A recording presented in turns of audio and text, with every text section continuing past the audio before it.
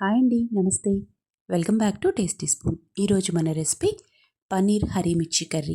దీన్ని పన్నీర్ ఉంటే చాలు మనకి అన్ని అందుబాటులో ఉండే ఇంగ్రీడియంట్స్తోనే టేస్టీగా అలాగే రెస్టారెంట్ స్టైల్లో ప్రిపేర్ చేసుకోవచ్చు.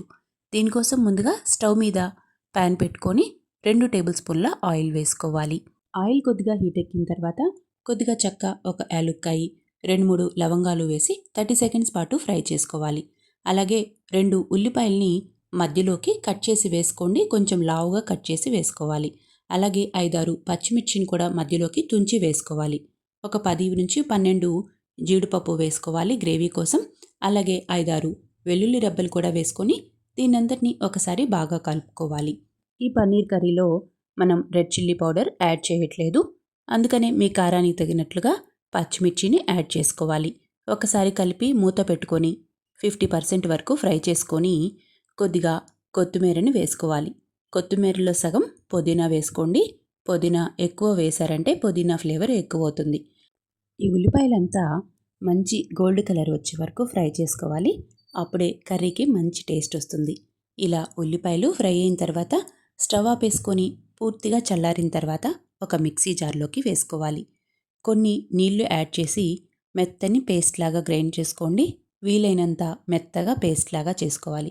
వీడియోలో చూపిస్తున్నట్లుగా గ్రైండ్ చేసి పక్కన పెట్టుకుందాం. అదే ప్యాన్లోకి 1 స్పూన్ బటర్ వేసుకోవాలి. నేను వెన్నపూస వేసుకుంటున్నాను, మీరు కావాలంటే నెయ్యి అయినా యూజ్ చేయొచ్చు.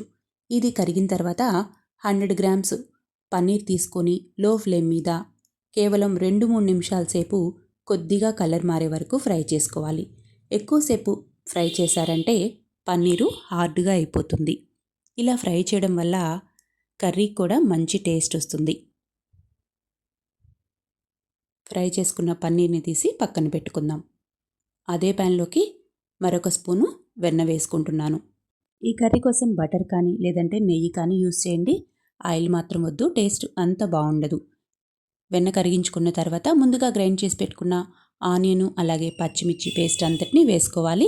జార్లోకి కొన్ని నీళ్లు కూడా పోసుకొని ఈ కర్రీకి యాడ్ చేసి ఒక్కసారి కలిపి మూత పెట్టి ఆయిల్ అంతా సపరేట్ అయ్యేంత వరకు ఉడికించుకోవాలి. ఇలా ఆయిల్ సపరేట్ అయ్యేటప్పుడు మనం ఫ్రై చేసి పెట్టుకున్న పన్నీర్ని కూడా ఇందులోకి వేసుకోవాలి. మనం ఈ కర్రీలోకి ఇప్పటి వరకు ఉప్పు యాడ్ చేయలేదు. రుచికి సరిపడా ఉప్పు కూడా వేసుకొని కొద్దిగా పసుపు వేసుకోవాలి.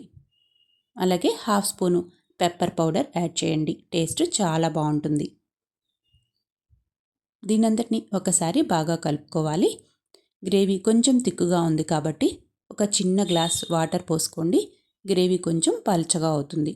దీనంతటిని ఒకసారి బాగా కలుపుకొని మూత పెట్టి 3-5 నిమిషాల సేపు లో ఫ్లేమ్ మీద కుక్ చేసుకోవాలి.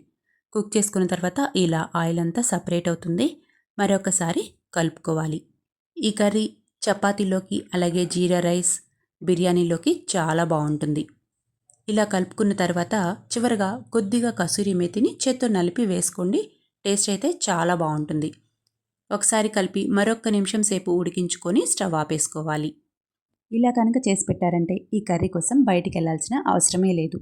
దీనంతటిని ఒక సర్వింగ్ బౌల్లోకి తీసుకొని ఫ్రై చేసుకున్న గ్రీన్ చిల్లీసు అలాగే ఫ్రెష్ క్రీమ్ కానీ లేదంటే మన ఇంట్లో ఉండే మీగడ కానీ కొంచెం పల్చగా చేసి పైన వేసుకున్నారంటే ఎంతో టేస్టీగా ఉండే పన్నీర్ హరీ మిర్చి కర్రీ రెడీ అయిపోయినట్లే. వీడియో నచ్చితే లైక్ చేయండి.